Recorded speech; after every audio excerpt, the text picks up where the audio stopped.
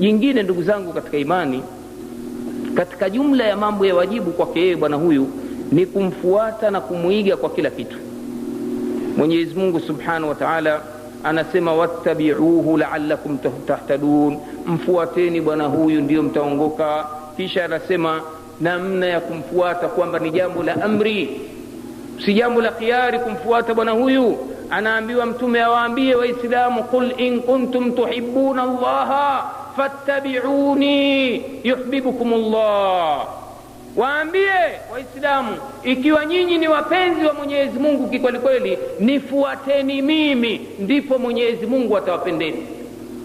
Kwa hiyo angalia, Mwenyezi Mungu kayafunga mapenzi ya Mungu kwa kumfuata bwana mtume. Huwezi kusema wewe wampenda Mungu, jambo ambalo ni amri vile vile. Mwenyezi Mungu anasema walladhina amanu ashaddu hubban lillah, waumini ni wapenzi zaidi wa Mwenyezi Mungu, wanampenda sana Mwenyezi Mungu. Kisha elezea maana ya kumpenda Mungu ni nini. Kumpenda Mungu ni kumfuata mtume kwa kila aliyokuja nalo. Vipi wewe wasema wampenda Mungu, wampenda mtume, huna moja unaolifuata? Huswali huswali, kufunga hufungi, kila aliyofundisha bwana mtume wewe ulifuati, bali kinyume chake. Wewe Muislamu waambiwa weke ndevu na mtume weka sharubu kajipusi. Haya, wampenda vipi mtume huyu? Twashindwa Waislamu na wafuasi hawa vijana wa kihuni, wanaweka majirasta, wana kitu chao wanachokipenda, wana kiongozi wao wampenda sana. Si mnamjua nani? Bob Marley. Dalili ya kumpenda huyu bwana, wanamuiga kwa kila kitu, na ndio dalili ya mapenzi bwana. Ukiwa wewe wampenda mtu wamfuata, hata mkeo kawampenda sana, utakuwa kila anachosema wamtii. Nipe kanga kila mwezi utamnunulia, kaniletee kungumanga utamnunulia, kaniletee whisky utamnunulia. Wampenda sana, ndio tabia ya wanadamu, anachokipenda atii tu basi. Sasa mapenzi sampulia ambayo yaelekezwe kwa Mwenyezi Mungu na mtume, kwa sisi kumuiga na kumfuata. Kwa nini? Yeye ndiye ruwaza wetu, yeye ndiye kiigizo chetu, yeye ndiye modeli wetu. Mwenyezi Mungu anamsifu bwana huyu, anasema laqad kana lakum fi rasulillahi uswatun hasana. Amekuwa bwana huyu kwenu nyinyi ni ruwaza njema, ni mfano bora wa kufuata, uswa. Kwa hiyo ilikuwa ni wajibu wetu sisi kuangalia huyu bwana aliishi vipi. Kama tunavyoona wafuasi wa Bob Marley, Michael Jackson, wako watu wafuasi wa huyu kijana baradhuli huyu jikafiri. Mungu amtoe katika ukafiri, amuingize katika imani, kwa sababu hatutaki kuwalani hata makafiri wakiwa hai, huenda Mungu akamuongoza. Kwa hiyo huyu mtu aiba na wafuasi, watu wa muziki wavaa na viguo vifupi, kisa Michael Jackson anavaa nguo fupi. Si mnaona visuruali wanaviita njiwa? Taibu, wewe kama ungelikuwa wamuiga bwana mtume ungepata thawabu kwa kuvaa vinjiwa. Kwa nini? Kwa sababu vazi la mtume mwenyewe asema ilikuwa ni nisfu saa, ni nusu ya muhundi. Akaruhusu Waislamu wateremshe, lakini siwe chini ya tindi za miguu. Kuna watu wamuiga Michael Jackson kwa sababu ya kumpenda, kwa hiyo wamuiga katika kila kitu. Mavazi, namna anavyotembea, anadunda namna hii. Kwa hiyo wewe mpenzi wa mtume, angalia alikuwaje, kuwaje bwana mtume. Kuna mambo huwezi kuyaiga. Pua ndefu taitwa wapi? Wala mtume hakutaka tumuige kwa pua ndefu au kwa rangi. Tumuige kwa yake anayoyafanya ya dini. Kwa hiyo tuangalia mtume kiwiliwili chake alikiweka vipi, nywele zake, ndevu zake, mavazi yake, twamuiga. Namna alivyokuwa akila, alikuwa anakula vipi. Tuwe na pupa Waislamu, kwa sababu tumeambiwa huyu ni ruwaza njema. Na hasa Mwenyezi Mungu anamsifia kwa kiji aya kidogo kabisa. Anamwambia innaka la ala khuluqin adhim, hakika wewe una tabia bora kabisa. Hii imeleta tafsiri ya kila tabia bora. Hakuna mkweli duniani kama mtume, hakuna muaminifu kama mtume, hakuna mpole kama mtume, hakuna shujaa kama mtume. Sifa zote njema na adabu tukufu kapewa bwana huyu. Ukenda ukasema sijui Nyerere shujaa kuliko watu wote, umekwenda na maji.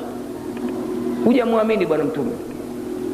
Iwe Nyerere shujaa katuletea ukombozi, shujaa kuliko watu wote, umekwenda na maji. Mkweli kuliko mtume fulani, tayari umekwenda na maji. Kwa nini? Huyu bwana kapata malezi ya kiungu ili awe mfano kwetu sisi, na akishakuwa mfano ndio tumfuate, tumtii. Ndio kheri na rehma itakuja, kama Mwenyezi Mungu alivyosema, tukitaka uongofu tumtii bwana huyu. Kwa hiyo huyu, ndugu zangu, ni mtu wa kuigwa. Angalia watu walivyokuwa wakimpenda huyu bwana katika masahaba. Siku moja, kwanza Anas anasimulia, hakuna mtu duniani ambaye tulikuwa tuwapenda kumuona kama huyu bwana. Na ilikuwa masahaba wenyewe wasimulia, kila anayesimama na mtume akaongea naye hutoka ajisifu, wasema mimi hakuna mtu anayenipenda kama mimi mtume. Tabia ya bashasha kwa kila mtu. Haji mtu kwa sababu kaja na vyaraka mkunjia hapa. Uwe maskini, tajiri, mtoto mdogo, mtu mzima, atakukabili kama anavyomkabili ndugu yako mwingine yote katika imani. Kwa hiyo walijenga itikadi kwamba kila anayekwenda akasimama naye dakika moja unapendwa zaidi kuliko mwingine. Kumbe kila mmoja afanywa muamala namna hii. Angalia Mtume sallallahu alaihi wasallam, siku moja katika kumpenda huyu bwana, kwanza walikuwa na tabia wao wanaye hivi saa zote, mpaka akiingia kwake enda pumzika, ndio hao enda kwa majumbani, wengine wamsubiri nje ya milango ya nyumba atoke. Wanapopenda wapate hikma zake. Mwenyezi Mungu kampa hikma, kampasua kifua kwa kupitia Jibrili kabla ya kupewa utume, akamjaza hikma. Kwa hiyo ilikuwa wanataka hikma kutoka kwa bwana huyu.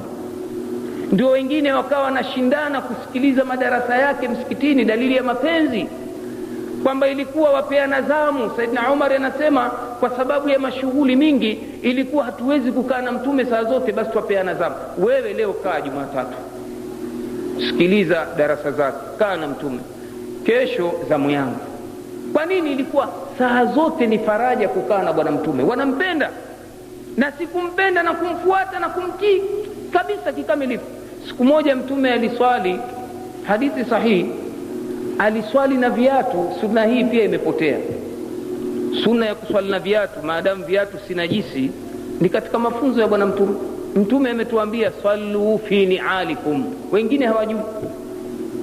Siku vijana wa sunna walipohuisha sunna hii tena kwenye swala ya jeneza, kuna bwana mmoja akasimama tuangalia hivi, mimi nilikuwa napanga safu, la salali, siku zote naambiwa answari makafiri, leo nimeona mwenyewe. Tangu lini watu wakaswali na viatu? Mpumbavu mjinga huyo, hajui, hakusoma dini maskini. Hii ni hadithi sahihi. Mtume anasema khalifu lyahuda sallu fi ni'alikum, wa khalifuni mayahudi, swalini kwa viatu vyenu. Maadamu viatu safi chini havina najisi, swalia. Hasa mfano wale wanaokaa sehemu ya nyuma ya msikiti ambako hakuna kapeti. Manake msikiti wa mtume ulikuwa hauna kapeti. Mtume alikuwa hana uwezo wa kununua maji kapeti. Si haramu kuswalia juu ya kapeti, msijenge itikadi kwamba nimesema ni haramu. Zama za kheri zikija watu watumie kheri. Mtume aliswalia juu ya khumra, yani kitu kama vile mkeka nini. Kwa hiyo inajuzu kuswali, lakini si vibaya mtu akaja na viatu aviangalie chini, vina najisi. Kama ana mashaka, sunna inasema avisugue mara 3 halafu aswalie. Utapata thawabu kwa kumuiga bwana mtume na kuwakhalifu mayahudi. Niambie leo niingie na viatu vyangu vipya nimevinunua dukani, niingie hapa na vivaa na vitoa kwenye karatasi, kama mtanitoa juu juu kama maiti na jeneza. Toe huyo, astaghfirullah.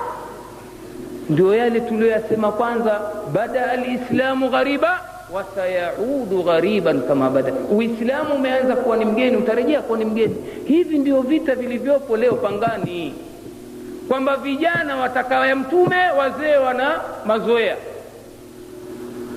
Wakiambiwa dalili hizi hapa, saa mimi sitaki Qur'ani wala sunna, mimi nitashikilia haya. Haya maneno ya ukafiri ndugu yangu.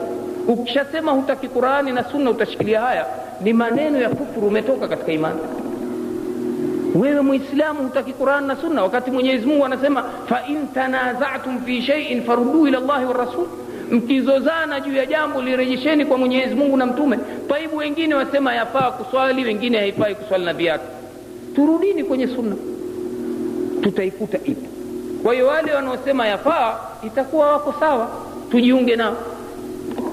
Mizozo yote, nakumbusha ndugu zangu katika imani, watu wamekataa kurejea katika Qur'an na sunna.